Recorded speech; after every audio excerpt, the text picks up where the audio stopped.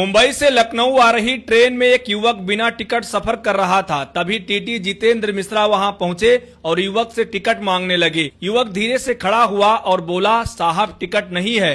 TT ने पूछा, बिना टिकट सफर क्यों कर रहे हो? तब युवक ने जो बताया उसे सुनकर टीटी साहब भी भावुक हो गए। युवक ने कहा कि वह मुंबई के एक होटल में काम करता था, लेकिन होटल मालिक ने उसके साथ मारपीट की, हाथ तक जला दिया और मेहनत की मजदूरी भी नहीं दी। इसीलिए वह अब सब कुछ छोड़कर अपने घर वापस लौट रहा है और अब कभी मुंबई नहीं आएगा। जब टीटी साहब ने पूछा कि कुछ खाया है आपने, तो युवक ने कहा कि सुबह से कुछ नहीं खाया है। यह सुनते ही टीटी साहब ने सबसे पहले अपने पैसे से उसका टिकट बनाया, फिर उसे कुछ खाने को दिया और अंत में 200 रुपए भी निकाल कर दिए और बोले, रास्ते के लिए रख लो। टीटी साहब की इंसानियत देखकर वहां मौजूद लोग भी जमकर उनकी तारीफ करने लगे और कहने लगे कि हर सफर में अगर ऐसे लोग मिल जाएं तो गरीब और मजबूर इंसानों की यात्रा सच